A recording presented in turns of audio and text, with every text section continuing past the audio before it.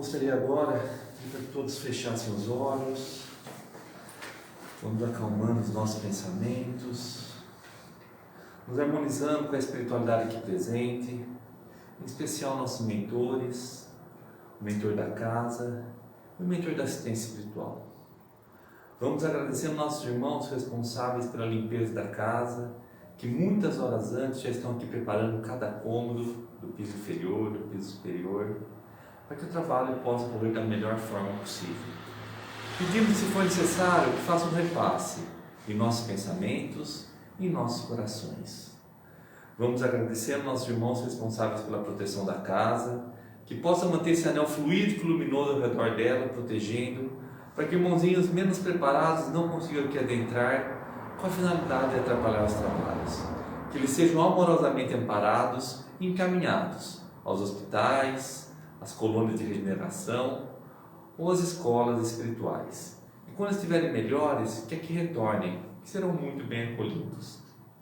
Vamos agradecer a nossa fraternidade do espaço, em especial a fraternidade Bezerra de Menezes, que é responsável pela assistência espiritual, a quem pedimos que fluidifique essa água que está sobre a mesa, que será servida a todos os assistidos e voluntários. Agora mais harmonizados, mais tranquilos, vamos chegando até o nosso irmão Ismael, esse anjo que foi preposto por Jesus para governar a pátria espiritual do Brasil. E pedimos que ele toque o coração de cada um de nós brasileiros, em especial os nossos governantes políticos, econômicos, religiosos, para que olhem para os mais necessitados, para que o Brasil volte a ser um país de oportunidade e que essa onda de negatividade, de preocupação que paira sobre o nosso país possa se dissipar. Junto a Ismael, vamos chegando até a nossa Mãe Maria, ela que recobre todo o planeta Terra com seu manto azul de amor. Possamos agradecer a nossa Mãe em oração. Muito obrigado, Mãe. Junto a Maria, vamos chegando até o seu Filho Jesus, a quem agradecemos pelo seu Evangelho, por esse verdadeiro código de conduta do que temos que fazer para sermos pessoas melhores. Que possamos ler mais o Evangelho de Jesus, falar mais sobre o Evangelho de Jesus, pensar mais sobre o Evangelho, mas principalmente que possamos praticar o Evangelho de Jesus, sendo o exemplo vivo do que Jesus nos ensinou, sempre perguntando como Jesus faria, e com certeza seremos pessoas muito melhores. Junto a Jesus, vamos chegando até o nosso Pai, esse Deus bom e justo que nunca nos castiga, mas sempre nos oferece uma nova oportunidade de voltarmos para o caminho reto, para o caminho da luz. Às vezes nos acontece uma perda material, a perda de um ente querido, ou uma doença grave, e muitas vezes não entendemos isso, mas temos que ter a convicção que tudo é para o nosso bem, tudo é para a nossa evolução. Possamos perguntar: para que comigo? O que eu tenho que aprender com essa situação para me tornar uma pessoa melhor? Muito obrigado, Pai.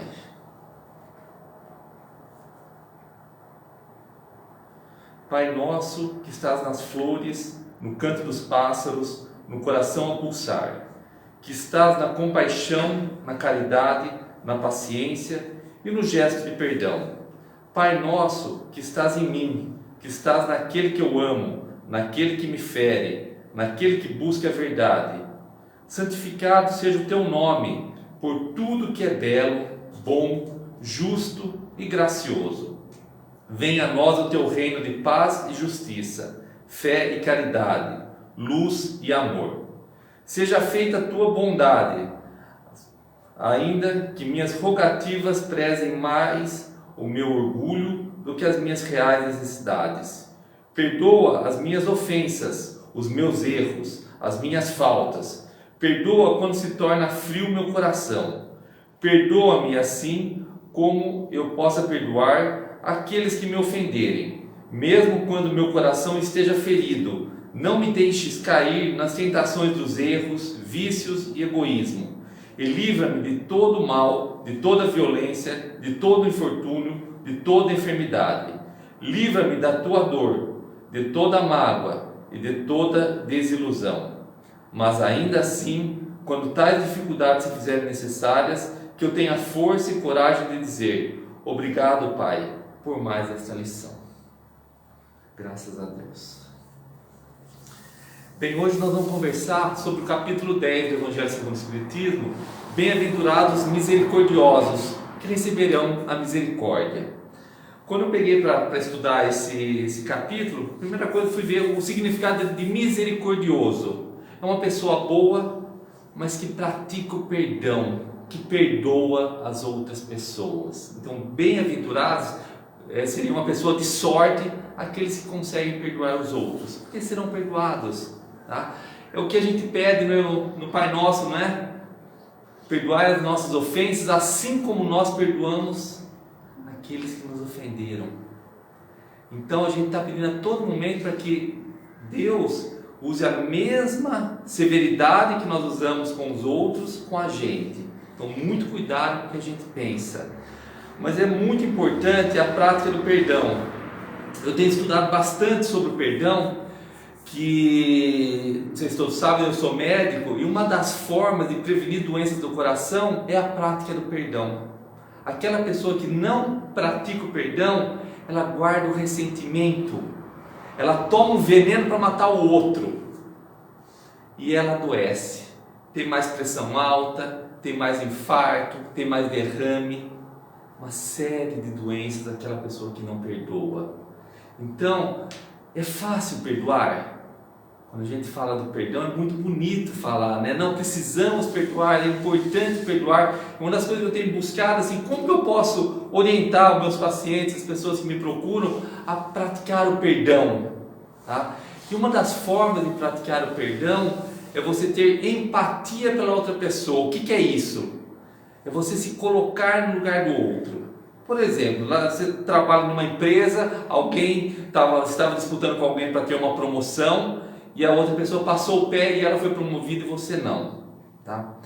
Então, no que você se coloca na posição dela, será que se eu tivesse na posição dela e tivesse a oportunidade, eu não ia fazer a mesma coisa? Pode ser que você fale que não, mas lá no fundo do coração você fala, puxa, eu poderia ter feito um pouquinho diferente, mas eu poderia ter errado também, tá? E quando nós perdoamos o outro, nós nos libertamos.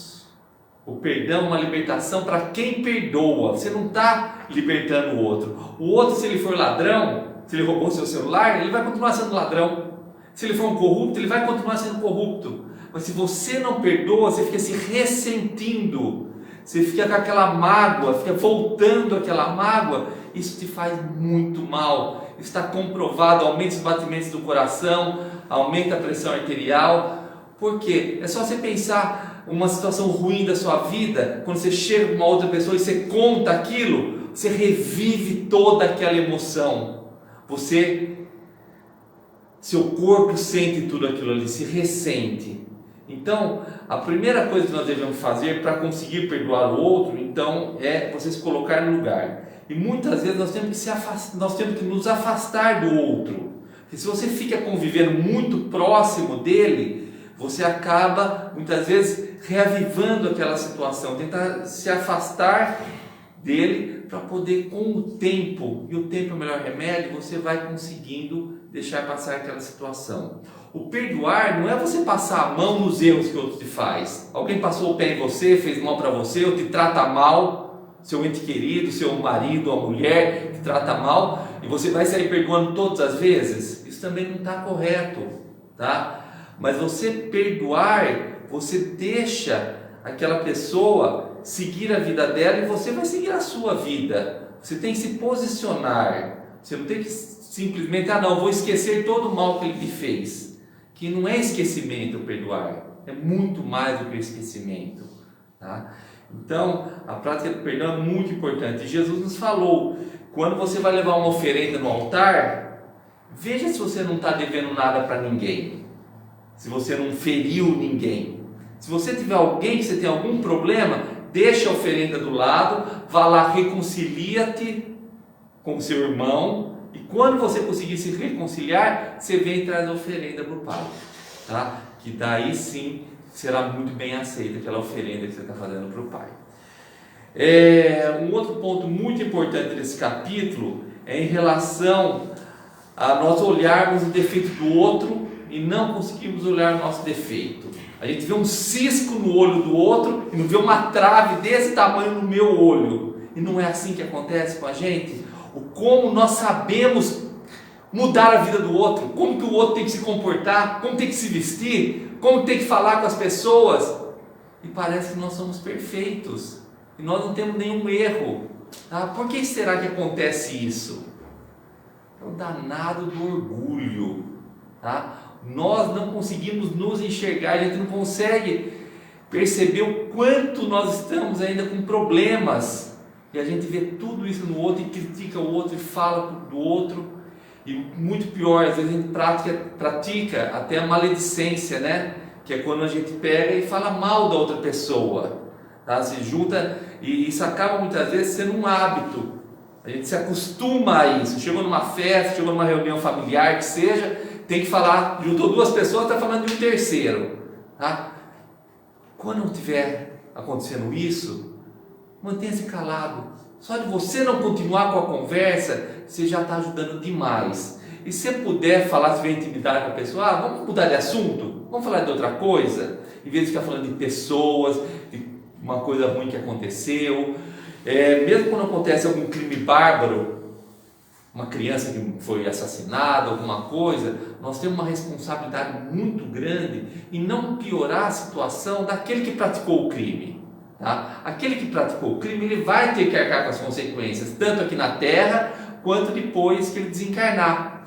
Nós não somos os juízes, nós não somos o carcereiro que vai lá prender aquela pessoa. E quando a gente fica toda hora olhando na televisão a mesma notícia, 1000 vezes aquela notícia, e chegou e conta para um daquela notícia, conta para o outro daquela notícia, a gente sabe a força que tem o pensamento, e nós estamos mandando pensamentos dardos para aquela pessoa, muito ruins, muito negativos, e você está piorando muito a situação dela.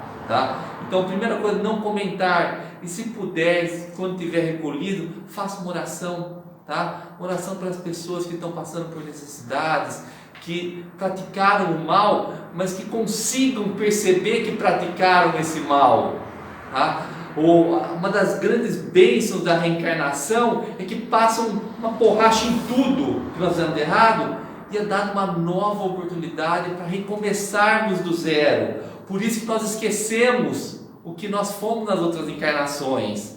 Para quê? Porque imagina se numa outra encarnação eu matei o meu filho, ou ele me matou.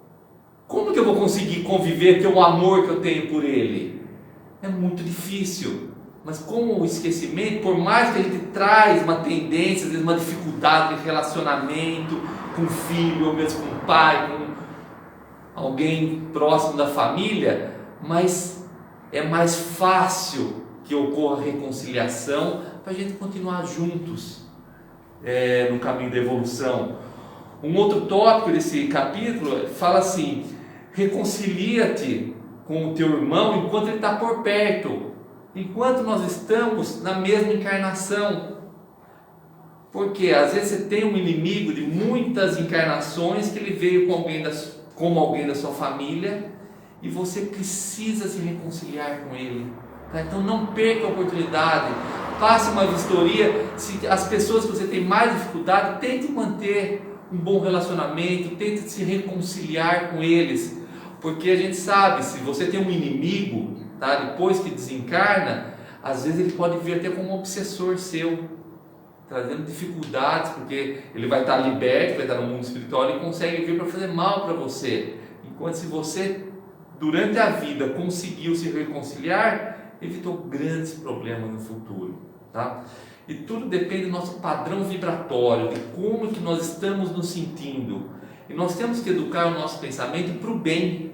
Temos que ver o melhor das pessoas. E parece que nós estamos num mundo que as pessoas só vê o ruim, só vê o que os outros fazem de errado. Tantas coisas boas acontecendo na nossa vida, é que isso não dá ibope. Isso não aparece nas mensagens de celular ou na televisão.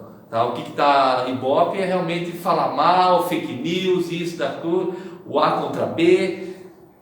Não vamos cair nessa. Cada um tem a sua responsabilidade para o futuro do nosso planeta e o nosso futuro consequentemente. Então que possamos praticar o bem e educar o nosso pensamento para o bem, para ver o melhor das pessoas. Então com isso eu encerro o nosso Evangelho e vamos fazer então nossas vibrações finais. Então vamos fechando nossos olhos.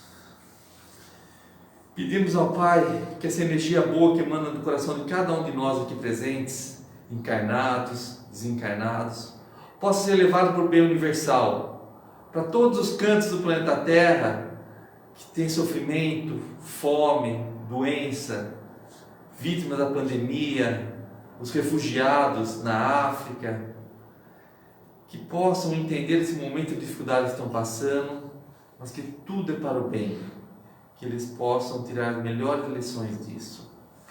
Vamos vibrar pelos dirigentes das grandes nações dos Estados Unidos, da Europa, da China, para que olhem para os países menos favorecidos, para que possam dividir um pouco das suas riquezas para auxiliar aqueles que estão passando dificuldades.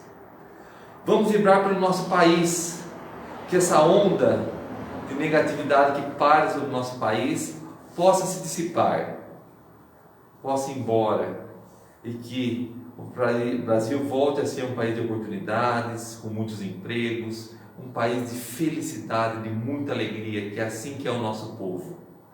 Vamos vibrar por todos aqueles que são responsáveis pela educação das crianças, os professores, os diretores de escola, os chefes escoteiros, os evangelizadores, que saibam o grande tesouro que eles têm nas mãos, que é educar a próxima geração, que possam fazer do seu melhor para que os nossos jovens tenham uma educação sólida. Vamos vibrar pelos nossos jovens, em especial aqueles jovens que estão perdidos na prostituição ou nas drogas, que possam ser amparados pela Mãe Maria e que procurem suas famílias, seus entes queridos, ou um abrigo, para que voltem para o caminho reto, para o caminho da luz. Vamos vibrar pelos nossos irmãos que estão encarcerados, nos presídios, nas cadeias, para que percebam que por mais que tenham praticado o mal, a cada novo dia é dada uma nova oportunidade de voltarem para o caminho reto, para o caminho da luz. Que possam aproveitar essas oportunidades que o Pai oferece para que consigam melhorar sua situação. Vamos vibrar pelos nossos irmãos que estão nos hospitais, em leitos terminais de UTI, leitos de Covid, leitos de oncologia, que possam entender esse momento difícil que estão passando, que se for chegar no momento do desencarne, que possam ter uma passagem tranquila, amparados pela espiritualidade. Vamos vibrar para seus familiares, para que entendam esse momento difícil, momento de dor, momento de separação. Mas como sabemos, a morte não existe, é apenas uma separação momentânea que todos iremos passar. Vamos vibrar para os nossos irmãos que estão na espiritualidade e sofrimento, no vale dos suicidas, no umbral, que eles possam se perdoarem e buscarem o auxílio da espiritualidade, que o nosso Deus sempre oferece uma nova chance. Então que eles possam pedir o apoio da espiritualidade para que sejam encaminhados às colônias de regeneração ou aos hospitais. Agora pedimos permissão para vibrarmos por nós mesmos, para que tenhamos uma boa semana, uma semana de muita luz, para que possamos estar todos juntos na semana que vem, se a vontade do Pai. Que assim seja, graças a Deus.